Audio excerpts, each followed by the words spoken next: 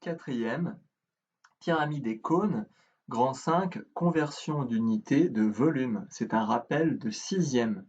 Et vous devez absolument, en classe de quatrième et bientôt en troisième l'année prochaine, savoir effectuer des conversions d'unités. Alors toutes les conversions d'unités, que ce soit des conversions de poids, de masse, de longueur, etc., d'air, de surface, mais aussi de volume. D'accord? Et donc, je vous redonne le tableau de conversion et on va se poser la question sur déjà comment on le construit, ce tableau de conversion. Alors, ce tableau de conversion, c'est presque le même que le tableau des longueurs. On voit qu'il y a des kilomètres, des hectomètres, des décamètres, des mètres, des décimètres, des centimètres et des millimètres. D'accord? Sauf que là, ce ne sont pas des longueurs, ce sont des volumes. Donc, ce n'est pas des kilomètres, mais des kilomètres cubes, des hectomètres cubes, etc., des mètres cubes. Et en fait, la différence avec le tableau des longueurs, c'est qu'on va intercaler deux colonnes entre chaque unité. Là, j'ai deux colonnes, deux rangs supplémentaires, deux rangs supplémentaires, deux rangs supplémentaires. On pourrait aussi se dire, tiens, pour le tableau des airs, eh bien, on a intercalé seulement une colonne en plus.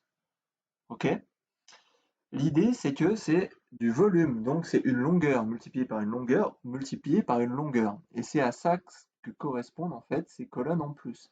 Donc, par exemple, entre le mètre et le décimètre, j'ai deux colonnes, mais ça signifie que en fait, j'ai un rang, deux rangs, trois rangs pour le mètre cube. 3 cubes, c'est 3. Donc là, j'ai une, deux, trois colonnes. Ok, pareil, une, deux, trois colonnes. Une, deux, trois colonnes. On peut compter dans l'autre sens. Une, deux, trois colonnes. Une, deux, trois colonnes, etc. D'accord? Donc c'est vraiment la seule différence. Mais donc, ça doit être très simple de reproduire ce tableau. Après, on verra, je vous redirai après, il y a une correspondance en fait avec les litres, les unités de contenance. D'accord? Donc, s'il y a trois colonnes entre le mètre cube et le décimètre cube, en fait, il y a deux colonnes, mais pour passer de l'un à l'autre, je vais devoir décaler ma virgule de trois rangs. Donc là, si je devais convertir des mètres cubes en décimètres cubes, il suffirait de multiplier par 1000, ce qui reviendrait à décaler ma virgule de 1, 2, 3 rangs vers la droite. Inversement, si je voulais passer des centimètres cubes au décimètre cube, qui est l'unité qui est juste avant, alors elle est juste avant, mais il y a deux colonnes intercalées, ça veut dire qu'il va falloir décaler ma virgule de 3 rangs vers la gauche, ce qui revient à diviser par 1000. D'accord? Donc après, c'est toujours pareil. Si je veux passer des mètres cubes au décamètre cube, je divise par 1000. Si je veux passer des kilomètres cubes aux hectomètres cubes, je multiplie par 1000. Imaginons que je vais y passer des mètres cubes au centimètre cube. Je vais multiplier deux fois de suite par 1000, donc par 1 million. Et si je voulais convertir des mètres cubes en millimètres cubes, il faudrait que je multiplie trois fois de suite par 1000, c'est-à-dire par 1 milliard. D'accord? On compte le nombre de zéros. Ok? On va s'intéresser à la ligne qui est ici, vous voyez? Donc, c'est les unités de capacité de contenance. L'unité légale, c'est le litre. Et on la note L majuscule. Mais normalement, il faudrait la noter L minuscule. Parce que monsieur litre, il n'existe pas. Je vous avais déjà expliqué que les unités qui prennent une majuscule, ce sont les unités qui correspondent au nom de la personne qui a fait la découverte. Par exemple, les watts, c'est monsieur Watt. Les volts, l'unité de mesure de la tension électrique, c'est monsieur Volta, l'inventeur de la pile. Et par contre, monsieur litre, il n'existe pas. Mais le souci, c'est que si vous écrivez 1 litre comme ceci, euh, ben, on a un peu du mal à voir. Notamment, là, voilà. Là, j'ai écrit 1 litre. Ouais, ça ressemble vachement à 11. Donc, quand on met un L majuscule, là, on se pose plus de questions. Là, on lit bien 1 litre. Donc, moi, je vous conseille vraiment de remplacer le litre par le L majuscule. ou alors si vous voulez mettre un symbole qui convient, il faudra l'écrire en cursif. Ah bah ça c'est pas du cursif. Il n'y a pas un autre truc qui se ferme là? Non. Ah, j'ai pas une typographie qui va bien. Bon, faut faire une boucle, quoi. D'accord? Donc vraiment, vraiment, vraiment, vraiment, super important, vous mettez un L majuscule. Ok. L'unité de volume légale, c'est le mètre cube, et c'est noté petit m minuscule avec un petit 3 en l'air. Donc, vous avez les correspondances. Correspondance entre le volume et la constance. La contenance. Donc le volume, c'est ce qu'on fait depuis le début, et la contenance, c'est ce que contient, c'est ce que peut contenir en liquide ou en autre chose. Voilà. Et donc si on regarde la colonne, on voit qu'on a une correspondance entre le litre et le décimètre cube. Effectivement, donc ça c'est par cœur. Par cœur les trois colonnes. Donc le décimètre cube correspond à 1 litre, ce qui nous donne 1 décimètre cube égale 1 litre. Ça, c'est vraiment le truc le plus important. 1 décimètre cube égale 1 litre. À partir de là, vous allez pouvoir tout reconstruire, tout retrouver. D'accord?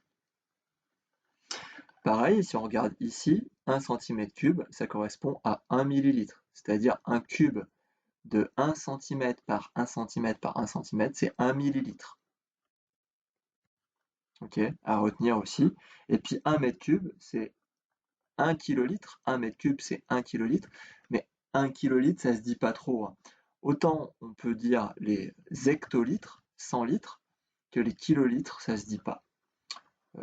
Donc là, en fait, 1 mètre cube, c'est 1000 litres. D'accord? À retenir ça. Les trois là, faut vraiment que vous les connaissiez par cœur. Donc pour en revenir au décimètre cube, eh bien 1 litre, c'est un cube de 1 décimètre. Un décimètre, c'est 10 centimètres. Donc c'est un cube de 10 centimètres par 10 centimètres par 10 centimètres. D'ailleurs, si vous regardez une brique de lait, elle fait 1 litre. Et en fait, si vous la coupez en deux et que vous remettez la moitié à côté, vous obtenez à peu près un cube de 10 centimètres par 10 centimètres par 10 centimètres. D'accord? On va effectuer les conversions en se servant du tableau. Donc moi, je vais remettre les choses dans le tableau. Mais normalement, on devrait pouvoir effectuer les conversions sans utiliser le tableau, en faire dans notre tête.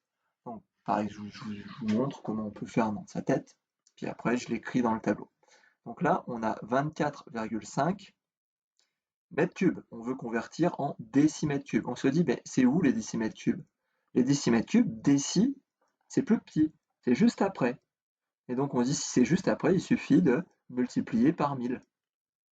D'accord? Et si je multiplie par 1000, eh bien effectivement, j'obtiens 24 500. On va vérifier dans le tableau. Donc j'étais en litres, c'est combien? 24,5, pardon, en mètres cubes, 24,5. Et je veux convertir tout ça en décimètres cubes. Donc, comment on va faire? Eh bien, on va aller mettre notre virgule dans la colonne notre dernier zéro ou la virgule. On peut la mettre là, donc on va enlever celle-ci. Voilà, mais là elle est inutile. Et donc on a bien 24 500 décimètres cubes. Ok, la virgule était ici dans la colonne des mètres cubes, elle passe dans la colonne des décimètres cubes. On a décalé la virgule de 3 rangs vers la droite. On va convertir 65 cm3 en décimètres cubes. 65. Donc 65. Et je veux convertir en décimètres cubes. Bon, bah là, j'ai qu'à me dire, les décimètres cubes, c'est avant, donc c'est 1000 fois plus petit, donc je vais rajouter un 0 ici, un 0 là, et un autre 0 là, et ma virgule, c'est toujours à droite dans la colonne, toujours à droite dans la colonne, donc ça me fait 0,0065, on a bien divisé par 1000, on a bien décalé la virgule de 3 rangs vers la gauche, d'accord? Les décimètres cubes étant plus petit, plus grand que les centimètres cubes, étant avant. Ok.